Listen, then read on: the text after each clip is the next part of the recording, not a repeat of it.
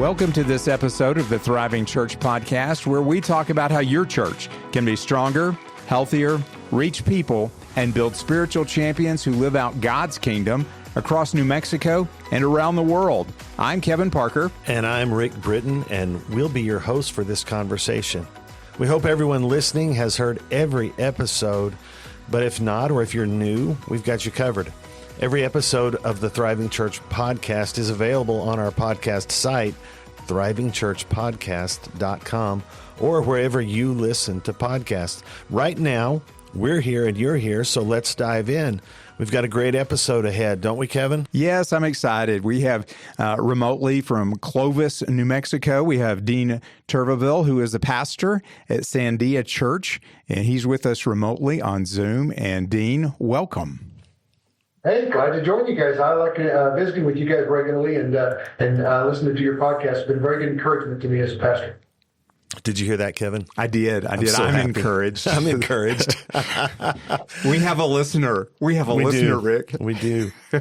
We have a unique listener as a pastor, because so many pastors set out early in life to be a pastor and spend that as, quote, their career, if you will.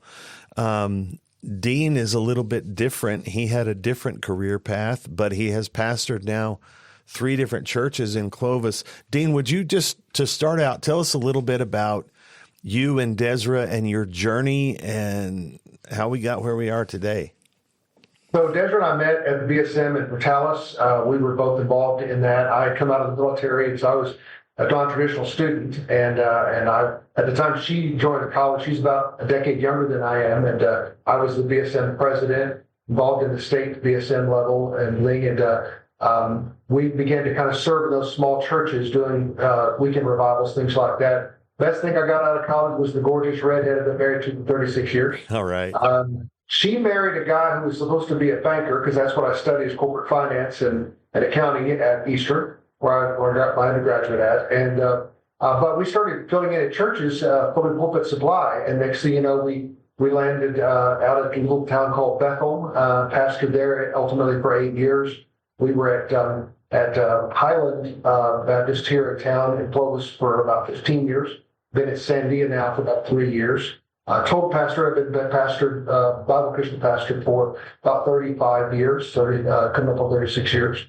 I'm a businessman. I have Turvaville Wealth Management here in town. I've been in the investment firm 26 years. I was a banker for about 10 years. We drove an investment firm 26 years ago.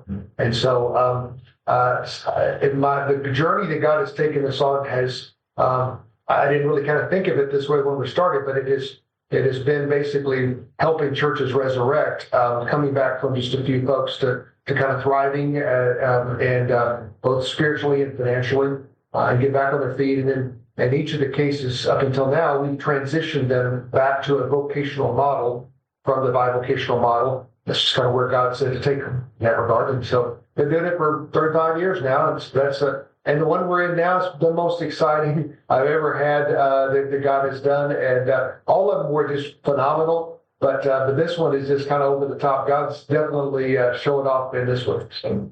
So before we get into that story, because that's where we want to go, a curiosity maybe for our listeners and certainly for Kevin and me, what do you see in the shape, how God built you, gifted you, the experiences that you guys have had for you and Desra to thrive in helping churches that are not thriving begin to thrive? How has God used the shape he gave you and you developed to do this kind of ministry? Well, I tell you, my secret weapon is my wife, Desra. Her dad, Sam Duncan, was a missionary to the Laguna Acoma reservations out there. And so she grew up out there between the 2 reservations. So she grew up doing vacation Bible school, ministering. So she is, she's kind of hit the ground running since then. She was a summer missionary just like I was. So she has that really big heart of service, and that, I think that has been a huge strength.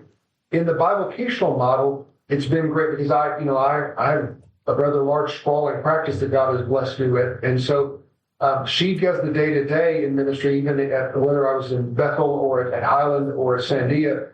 She does the boots on the ground type of that regard. So I think what I bring to the table would be that those leadership skills. I served as a national corporate partner with Jones for many years, just retired from that. But I think those leadership skills, some of those are natural for people and others can be developed. It's not like if you don't naturally have those leadership skills, you can't develop them. And so even in business, we're always trying to develop those leadership skills. I at one time oversaw 50 of the offices for Edward Jones. So, leading hundreds of people to achieve their best, that kind of translates into the church in the sense of people, teaching them that, God didn't just save you to sit, as we often say, He saved you to serve. And how do you get people motivated and encouraged to serve? Part of that is leadership. And it's like John Maxwell said, everything rises and falls on leadership. So I think pastors could certainly learn from, going through a Maxwell thing, learning the 21 irrefutable laws of leadership, doing a self-examination to say, what's my lid, as he talks about it? What, am I a 7? Am I a 6? Am I an 8? And how do I up that level? And how do I up my skill set? If that's a people engagement, if that's I need to go deeper in the Word, whatever it needs to be, it's that self-examination and being willing to say, I want to be a better leader, because if I'm a better leader, I can lead people better. And ultimately, it's leading into Christ. It's leading into their very best in Christ, in the pew. Whether you're sitting in Dallas, New Mexico, or Chama, or wherever you're sitting, leading them to their very best. Awesome. Yeah. And you and I could hijack the podcast right now and just talk about John Maxwell all day, but we won't do that. Let's talk instead about Sandia Baptist Church and how you guys got there, and what's you said it's the most exciting church you've ever pastored. That is worthy of some time. So let's talk about that. Tell us a story, brother. So kind of level set, when we went to Bethel, our first church right out of college, there were about 8 people sitting in a little church out in the middle of peanut fields. It was 70 miles from nowhere, so there was not even a town around it anymore. We were there 8 years. It grew to averaging about 140, 150 on Sunday morning. We drew, from 3 different towns to draw those, because nobody lives in Bethel. And then God moved us from there. We were without a church for a couple of weeks, and then we found ourselves at Highland. We were there for 15 years. They had about 20 folks there when we came. And when we left 15 years later, we were averaging in the 150 to 160 range on Sundays. We remodeled the building 6 times. We paid off all their $200,000 debt. They had $250,000 in an investment account when we left. They were very well positioned financially and spiritually to take it to the next level. From there, I stepped out of the pastorate for about 10 years when I became a national partner at the firm, because I was taking between my practice and that, I was working 90 hours a week. I really didn't have time to do that. But the amazing thing is that God used me kind of as a corporate chaplain in that regard. A lot of times I would have folks that were under my care that would say, I need you to take off your boss hat and put on your pastor hat, because I know you're a pastor, and my wife and I haven't been to church in 20 years, but we're going through this. Could you help us with this? So I did a lot of pastoring in the corporate world. And then about 3 years ago, we were members at Central Baptist here in town, and we were sitting on the back porch of the house at church, and I told Ezra, I said, the Lord's been laying on my heart this week, this new church, Sandia. Do we know anybody goes to church there? And she goes, no, I don't think we do. But she said, interestingly enough, this week in my prayer time, God asked me to start praying for Sandia also. And I said, well, if he's talking to you and he's talking to me, we've got to go see what he's talking about, right? So we went the next Sunday. There were 6 people in the sanctuary that seats probably 240, something like that. There was a deacon that had a pastor in a while. The deacon's message was, we've done the math, and this is when the money runs out, and we close the door. And so he follows me out of the parking lot afterwards, and he says, Dean, I know who you are. And I said, well, Bob, I know who you are. It's a small town. He said, I know you've resurrected a couple of these little churches. And I said, Bob, I never resurrected a church. I said, now I sat on the front pew and God resurrected 2 of them. It's pretty fun to watch him do it. Huh. And he says, well, we really would appreciate it if you'd sit on the front pew of this church. And I said, well, let me talk to the Father. And long story short, the DOM asked me to take them through flickering lamps, that Henry Blackaby study. How do you make that decision? Do you close? Do you rebirth? Do you bring it to church planter, that kind of thing? And so I brought them to that crossroads where in that book, there's five decisions, 1 of 5 decisions they have to make. And so when we brought them to making that decision, we were along the way, I said, we're going to go into 40 days of prayer. during that 40 days of prayer, Deborah and I were listening. I said, when God talks to you in your prayer life, I want you to talk to each other. And we didn't tell them that we would be listening and writing down what God told them to tell each other, right? And so when we brought them to that point of decision, they asked if we could be the pastor going forward to help with the rebirthing process. We said yes. And then we circled back to the 3.5 pages of things we heard that God said between them in that 40 days of prayer. And we said, okay, this is going to be our roadmap for how do we rebirth this church. Is we're going to take it from what God told you in your personal prayer times to each other. And so then we kind of took that. And one of the things that was on there was a partnership with the elementary school across the street. Okay. And so that's kind of been the anchor point of the rebirthing process. Today, I'm still I'm a volunteer lead pastor. But we took the compensation that we would have used for a pastor role. We broke it out in different sections. So I have 7 bivocational people that serve as a part of the staff. And then I take the volunteer lead. We run a couple of hundred folks now on Sunday mornings. And it's been neat to kind of see God bring it all back to life. In fact, I think I had 3 babies being born this month in the church, and so our nursery is one of our biggest ministries. Kids ministry, huge. We now, with that partnership with the school, we do about 650 fully packed backpacks a year in our parking lot. Last summer when we did that, there at times were 400 or 500 people in the parking lot. It's huge. And our biggest impact area has been our neighborhood, and that's where we draw most of the people from. Is the people right around the church. It's been a neat journey. It's been the best one I've been on so far. So I heard you talking about previously in a meeting that one of the obstacles you guys identified was that you were in a neighborhood, and that has not changed. So what happened with that? What did you do with that? I told him, I said, whatever your biggest obstacle is, at times it can be your biggest opportunity if you flip it, right? And you view it differently. And so our biggest obstacle at Bethel was the fact that we didn't have a town around us, just 17 miles from anywhere, right? And so, but our biggest opportunity was the fact that we were 17 miles away from everybody. We could draw from Portales, Floyd, and Melrose, and we did when the church began to thrive. We were drawing from all 3 communities. People were making the drive out there. We had obstacles to overcome at Highland. It was an aging church, vintage 1970s, a lot of debt, no money in the bank. Really 12 parking spots is all the property had, right?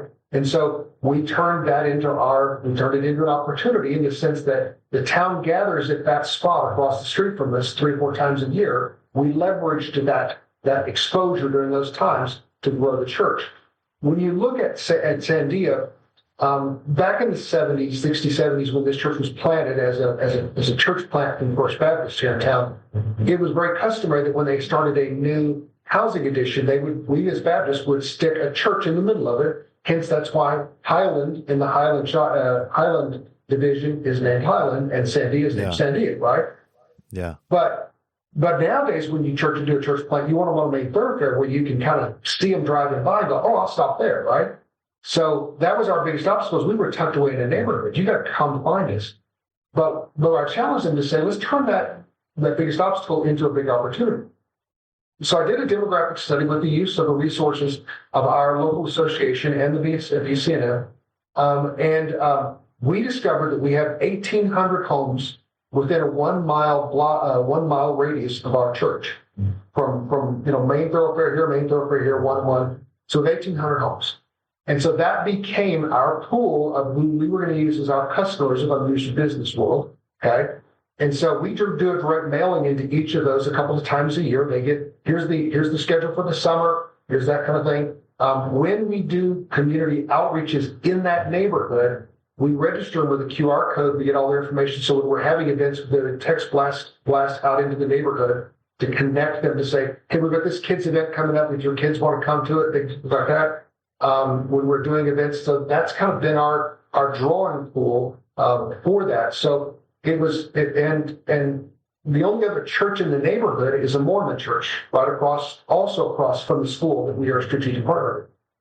So they were not engaging as a partner with that church or with that school. And so we engaged them, and we're now the chief connection to them. we also have strategic partnerships now with the high school and with the what's called the Freshman Academy, and two other elementary schools. And then we have a partnership with two of the other churches in the association that are outside of the metro area.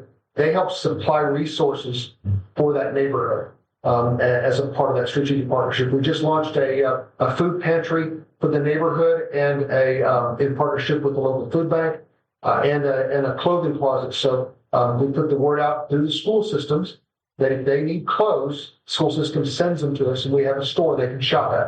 And we give them as much clothes as they want. We get food out regularly throughout the thing. So we really are focusing on being the neighborhood church. In fact, our new sign out front, we've got a digital sign. It says your neighborhood church. We want them to own that neighborhood church. So I want to go all the way back to the beginning for just a moment. The part of the story that you weren't in on was that a year and a half or so previous to all of that, Tar Henderson and Dave McFadden and I sat with the leadership of Sandia and had this conversation, and they just decided they weren't ready.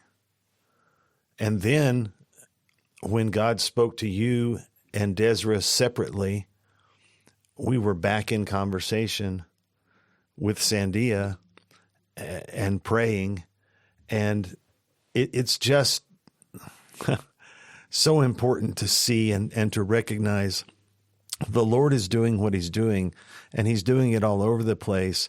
And when several people who hear from him get together in the same room, lightning starts flashing, doesn't it? Yes, amen. Mm-hmm. So talk about God's role in, we've talked about your shape, and we've talked about experiences, and we've talked about hard work and all these, and common sense and turning obstacles into opportunities. Talk about what it's like when you get in on something that God is up to. Oftentimes when a church is in that kind of that dying mode, you guys have probably read the autopsy of a church. I think it's what's called by Rainer, right? And where he kind of talks about what are the characteristics of a church that is dying, right? And one of the key things is they turn inward in their focus. And so I think one of the things we challenge them to do early on within that 40 days of prayer is, first of all, put God back at the center of that conversation and begin to listen to God. And what is God telling you privately that he wants us to maybe find an avenue by which we can do public, right? And so when we begin to challenge them to begin to listen to God from that perspective and then tell each other what that was, then we begin to kind of shift them. So we shifted them their focus upwardly and outwardly rather than inward, okay? And so, God has to work with you inwardly before you have a compelling nature to look upward. But when we began the journey, they asked that I would come along as pastor. I said, okay, this is how this is going to have to happen. First service, I took a chair and stuck it right in the middle of the sanctuary. I said, I want everybody to stand up and turn towards this chair. And it was right in the middle of the aisle, one of the traditional churches where you got pews in an aisle right down the middle. And I said, I want you to look at this chair. And I said, this represents God at the center of Sandia. And I said, the only way this works is in your spirit, in your journey, in the journey of this church, is we've got to put God back at the center of everything that we do. Whether we're walking the neighborhoods, we're praying over the neighborhoods, we're ministering in the neighborhoods, it's all going to be about God. It can't be anything about me. I've been here 20 years, 30 years, 40 years. I've bought those pews. It can't be any of that. All right? You got to give up your territory and be willing to put God back at the center of that. And so once you kind of shift that focus, and we consistently remind them of that. So when we're journeying, a lot of times I will stop in the middle of a preaching turn, and I'll take a chair, and I'll put it back in the middle of the room. I said, you guys remember this, right? Where we started. I said, we always anchor on, we have an audience of one. If you're not the audience, I'm not the audience, the praise team's not the audience is one. So then we began to shift their focus externally to the church, to the church. So they weren't, because when you're like I was a soldier, I was a ranger. So you learn that basically when you're fighting, I can do without an arm, but I can't do without my heart, right? I gotta wear body armor to protect that, right? In a church, when it's dying, it protects itself. And you've got to be willing to give them the vision to look external. When we first shared the vision of the backpack giveaway, we went to the church, we went to the school, and we said, do you have a strategic partner? And the principal, who didn't go to church anywhere, she said, I don't know what that is. And I said, do you have somebody external to your ministry here, to the kids in this neighborhood, who partners with you, provides resources, provides people to come alongside and to help you in this way? And she said, no. And I said, would you like a strategic partner? She said, it sounds intriguing. Desiree said, well, what is your biggest need? She said, you look at the neighborhood, the average age of a person in our neighborhood is 38 years old. Half of them speak Spanish as their primary language, right? And so and we know that from the resources BCNM has provided. So any pastor can find that out around their church, right? The local association provided it to us. But they said one of the biggest needs is these parents can't afford to buy their kids the school supplies. So our teachers are having to supply it. And we always run out. And Desiree said, well, what if we provided backpacks full of those supplies for you? She said, well, that'd be great. She said, how many do you want to do? And Desiree said, how many students do you have? She said, we have 334. She said, we'll do 350 backpacks. You tell us grade specific what it needs to have in a third grader, fourth grader, fifth grader, and every one of them will have every resource they need for the entire year right in that backpack. A good quality backpack that'll last them all year long. And I think that Mrs. Mitchell, who's later come to the church, baptized her daughter, her son-in-law, her grandchildren, she's very active in the fellowship. I have about 6 of those teachers now that are involved in the fellowship. They've told their friends over at other schools that we have partnerships with now, and those teachers come to the fellowship and everything. And so I think the first year, when we shared that vision with her, she said, I'll believe it when I see it. I can see it in her eyes, right? Yeah. When we shared it with the church, we had 20 people on the pew. And we cast a vision, and really, from a money guy perspective, I cast a $28,000 vision on a church that had basically $75,000 in the bank, right? And that was the lifeblood that was going to keep them alive for a year while we did this. And so I'm betting a third of the money that's in the bank, kind of thing, right?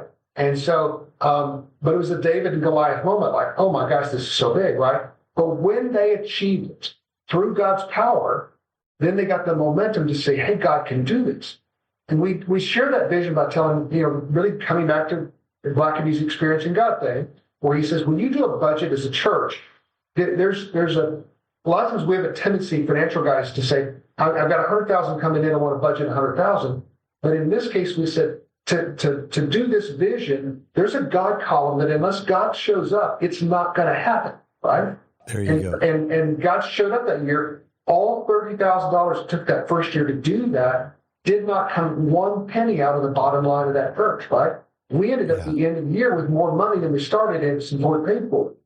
When we delivered the first year, then the second year, God did something interesting. He closed one of the other elementary schools in the town that merged 100 more kids into our neighborhood. Yeah. Right? We upped it to 450. Then the next year we upped it to 650 because we now have partnerships with the high school and all those kind of things. So God took that one thing and really has just blossomed it. And so, but I think it's turning them to look upwardly and outwardly rather than just inwardly.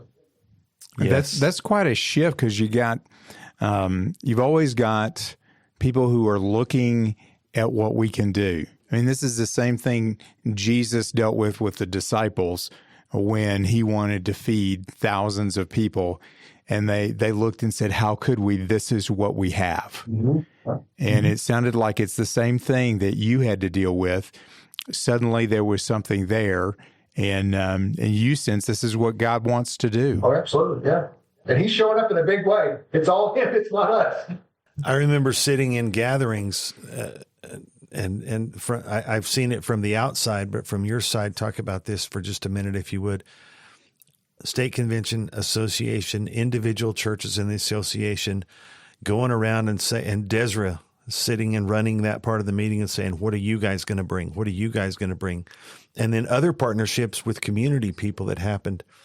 Just talk about that for a minute, if you would. What God did through so many partners. So it started off really kind of that partnership with our local association. And those churches, they put the word out to all the churches and associations who wants to be a part of this resurrection process. And we had a whole host of them step up to help us to do that. And early on, really that first that best, we got your back is what we call our backpack giveaway. That first one we did, we drew resources from not only the local churches, like Elida said, we'll take care of this. Restoration Church said, we'll take care of this part of it, right? We even had churches in Albuquerque said, we'll take care of this part, right? Because we've heard about this, and our Sunday school wants to partner, and we're going to take care of all 4,000 pencil units, right? And so that it was really kind of neat to see God's church come together, not only just in a local association, but the state, to pull together those resources to do that. We also, by the time the second year come around, we developed strategic partnerships with McDonald's, provides the hamburgers for our event. We have a really good partnership with Walmart. So Walmart now does all of our shopping because they said, it really will help us if you don't send your army of volunteers come in and we stock our shelves and then you unstock our shelves because you need such a volume to do this, right? They said, give us your list and we'll do the shopping for you, right? And so then they put together 7 giant big pallets, so they do all the shopping for us. We tell them we need 20,000 of this, 10,000 of that, and they're like that. They supply every year about 10 to 15 of their workers to come help pack the backpacks. So they're there, and when we give them away, I said, you can wear your vest. I don't care if you wear your vest. Do you want to wear your vest, right? And so the first year they supplied workers, we miscounted in a huge way one of the resources, and one of the main managers was there. She said, hold on. She got on the phone. She called. They pulled everything that they had in inventory, and they said they'll be at the front of Walmart. Run over. We'll send somebody right over to get them. I went over to get them, and I tried to pay for them, and they said, nope. It's our gift to you, right? And so they were providing workers. They're still providing workers for that. Great partnership with our local Walmart,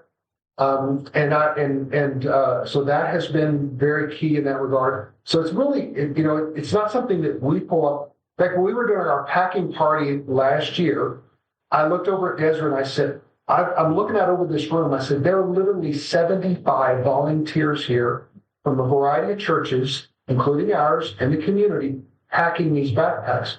I said, we had 6 people when we started this journey. We got 75 people in here packing backpacks, right? Yeah. And it's amazing. When we get them all packed, it literally covers the entire sanctuary, every pew in there, right? And God has gifted us with logistics and being able to kind of organize it so that we know every one of them. If they're red, they're this color. If they're this, their color.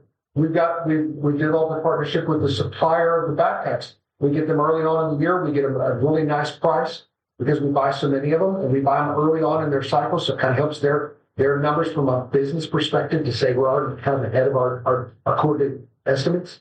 So, it's all those partnerships. You just kind of develop them, and that would already let God open up those doors. Wow. What a great story. And we could go on and on and on, but we're kind of running out of time on what we've committed to for podcasts around here. So let me ask one final question, Dean, if you don't mind. What's your message to the churches of the BCNM along the lines of the topic that we've just been discussing?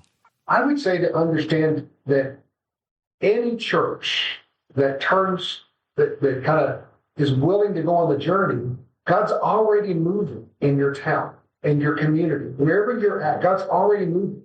He may be moving through a willing heart who's a Methodist church or a Pentecostal church or a non-denominational church because maybe you weren't willing in the past.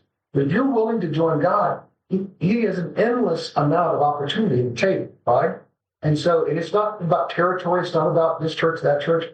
It's what is God doing, and are we willing to join God in what He is doing? And if we're willing to have that courage, now, then certainly any church can be utilized. It's not just a unique thing to Sandia. But I think it really kind of comes down to if you don't have that entrepreneurial skill set, it's getting a mentor who can mentor you in that. If you're willing to be taught and willing to let the Holy Spirit take the lead, we're willing, every one of us, to surrender any ground that we think is mine. I've been in here 20 years, 30 years, 40 years. I've been a deacon in this church for 40 years. We're not going that direction. We're going back to 1950 like we were and everything. It's that nostalgia to the past that we've got to be willing to let go of the hero of the past and see what God can do going forward. Our best days are ahead of us at Sandia. They're not behind us. And so we fully believe that. This church, when we started, we were using about 10% of the building. We're now using every square inch of this building, and we're trying to figure out where we're going to put people. Most of the Sundays now, I have maybe 2 or 3 pews that are open. It's all, and so we're kind of figuring out how do we get more people in? How do we challenge more people to serve? We have 43 different volunteer teams that meet on a regular basis that do different strategic ministries inside the church, right? And we've empowered them to do that. And, and it's been amazing to see how they all just have figured out, okay, the best way I serve the Father is to serve the community, serve in this church. And then it's amazing how my own personal faith grows. Any church can do that. We didn't develop the model. I mean, you can see it in Acts 2. You can see the model. There you go. Man, what a story. What a joy. As you folks can hear, Dean's a little bit passionate about a couple of things, and I love it because I think that's how God intended it to be. It's not a have-to life with Jesus, it's a get-to life with Jesus. And on that, it's time for us to wrap up. Dean, thank you so much for joining Kevin and I and the Thriving Church podcast listeners today. And listeners, thank you for joining us, for listening as we've explored what it means in a very convincing way to be a thriving church. Amen. And we can connect you with Dean, or we can also talk with you too. Our convention's missionary staff, including our regional missionaries, are available to answer questions and to help your church thrive. And we like to network people. That's why we're talking with Dean today. Right. Exactly. God is at work. I love hearing you say that. God is at work, and we want to help churches get in the middle of that. If you need to contact us, you can visit thrivingchurchpodcast.com and just click on contact. That podcast site again is thrivingchurchpodcast.com. And until our next episode, remember that our mission is God's mission, and our power is God's power. He's at work within you. So have a great Sunday this week. My name is Rick Britton. And I'm Kevin Parker. We look forward to our next time together on the Thriving Church Podcast.